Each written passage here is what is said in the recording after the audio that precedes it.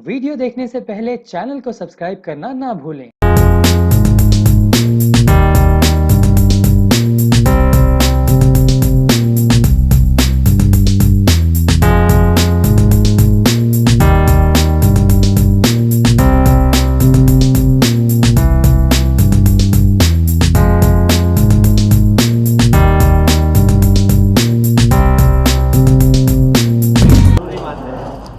दादी दादा फाउंडेशन ने जो शुरू किया है, ये एक ऐसा इंफॉर्मेशन जो आती है फ़ोन पर, व्हाट्सएप पर, सोशल मीडिया पर, उसको चेक किया क्या, इस नाम का मुहिम शुरू किया गया है, जहाँ पे आप लोग जो भी इंफॉर्मेशन आपके पास आती है, जो भी खबरें आपके पास आती हैं, उसको आप लोग पढ़ते हैं और आगे फॉरवर्ड करते हैं।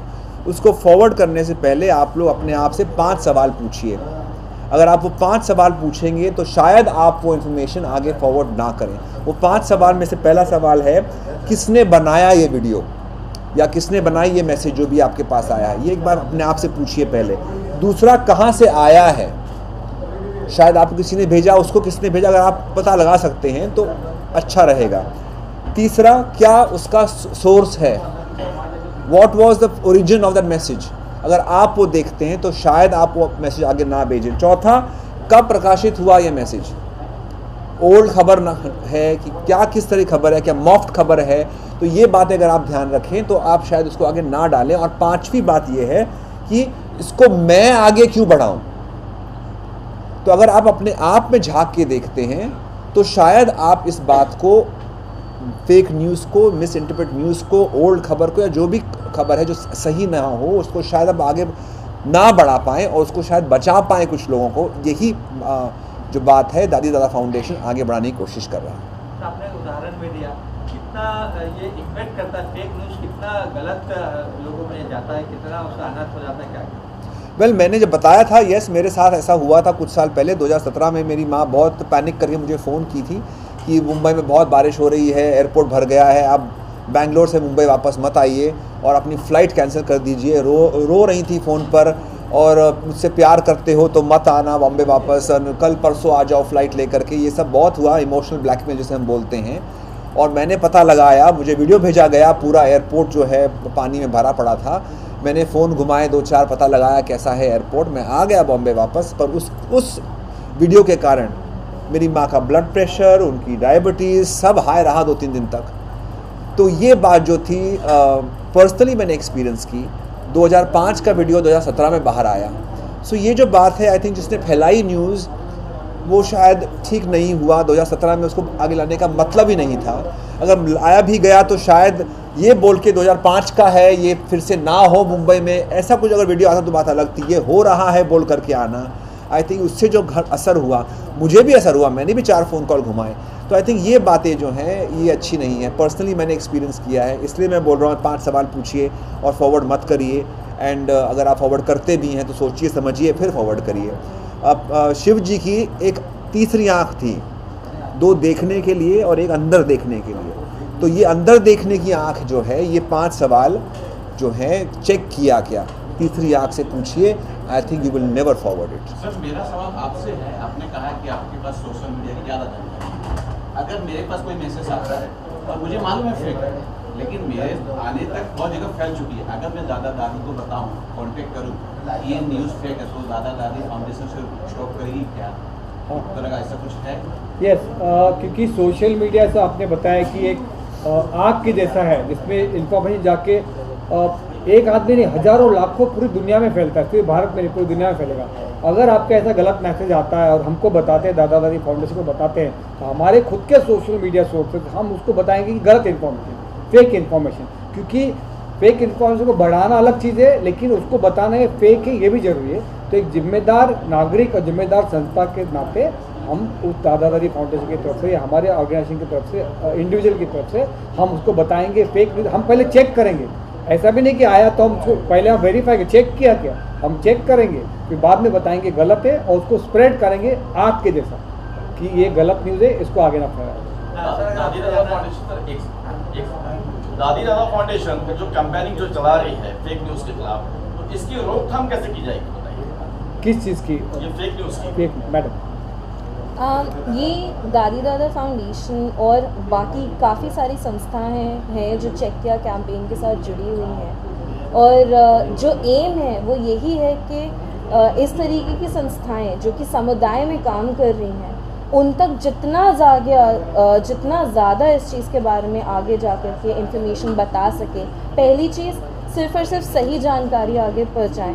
दूसरी चीज़, अगर पता लगता है कि कोई गलत खबर है तो वो अपने अपने सर्कल्स में, अपने अपने नेटवर्क्स में, चाहे वो कम्युनिटी हो, चाहे वो इसी तरीके की और संस्थाएं हो, ताकि हर किसी तक जा कर के ये न्यूज़ पहुँचे और सिर्फ सही जानकारी पहुँचे। और तीसरी चीज़ है कि अगर जैसे मान लीजिए इस तरीके की संस्था नहीं है तो आप और मैं एक इंडिविजुअल इस चीज़ को अपने तक किस तरीके से रोक सकते हैं, अपने तक किस तरीके से रोक सकता है, इस चीज़ को हम ज़्यादा से ज़्यादा पहुंचाना चाहते हैं। क्योंकि एक लिमिट तक ही आप इस चीज़ को फैक्ट चेक कर सकते हैं या बाकी लोग इन्वॉल्व होकर के आपकी हेल्प कर सकते हैं, पर आप और मैं हम लोग किस तरीके से अपने तक इस चीज़ को सीमित रख सकें।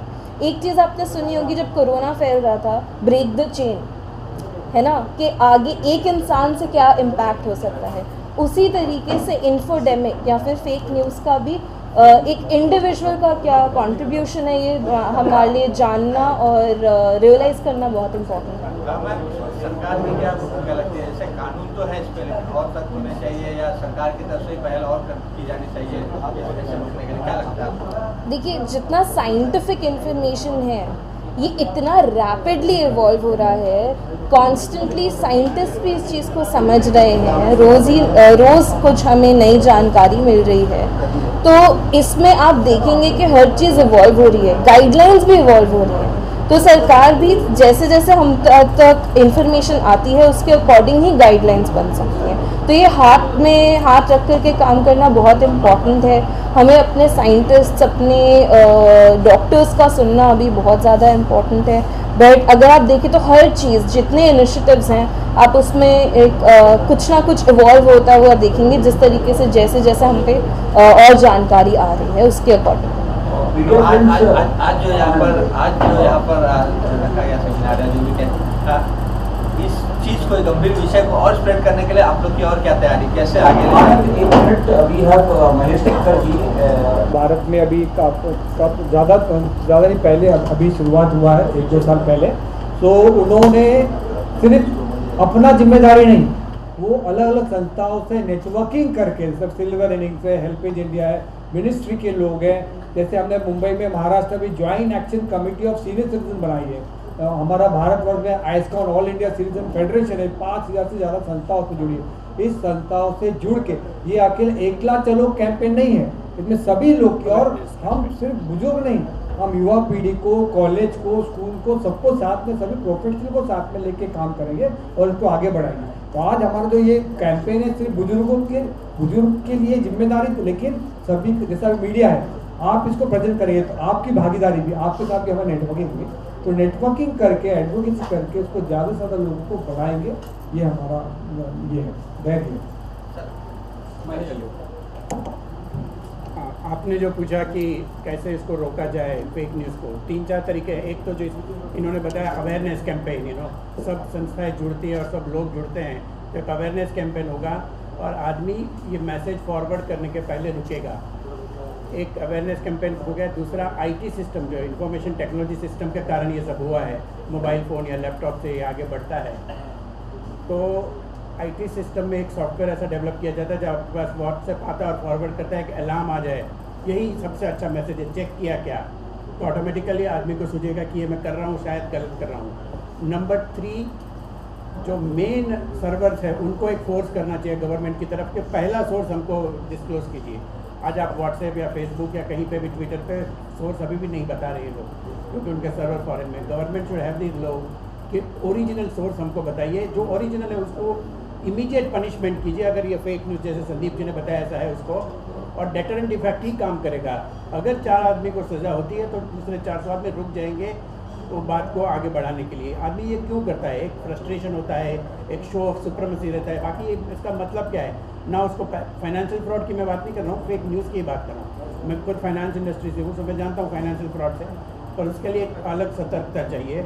और लोगों को उस पर विश्वास नहीं करना चाहिए। पर ये 3-4 चीज़ लाते हैं, जैसे डेटरेंट इफेक्ट, सज़ा ताबड़तोड़ हो जाए। अभी जैसे विराट कोहली के बारे में आया था, उसको कर्नाटका से पकड़ के इमीडिएटली जेल में डाल दिया था, ऐसा होना ही चाहिए। एक मैच हार गया उसके कारण आप उसकी बच्ची के बारे में बोलते हो, उसने क्या गुनाह किया था? जस्ट सोचो कितना गंदा लोग लिखते हैं। तो वो सब रुकना चाहिए। अवेयरनेस कैंपेन हम मिल के करेंगे, ये लोग दिल्ली से बम्बई आए हैं, आगे और भी शहरों में करेंगे तो ऑटोमेटिकली रुकेगा जरूर। Thank you sir. जैसा कि आप बता रहे हैं सर, आपसे पूछना चाह रहा हूँ मैं, जैसा कि आप बता रहे हैं कि मुझे लग रहा है कि दादी दादा फाउंडेशन का एक दूसरा पहलू ये भी है कि आप अपने इसके जरिए सरकार का ध्यान अपनी ओर आकर्षित करना चाह रहे हैं कि फेक न्यूज़ पे आप कुछ बड़ा एक्शन लें। तो वही मैंने बताया, आईटी रूल्स और जो मेन रूल्स है, जो पकड़ा जाता है उसको सज़ा होनी चाहिए ताबड़तोड़, वो इम्पोर्टेंट है। आईटी रूल्स में मैंने 2 सजेशन दिए।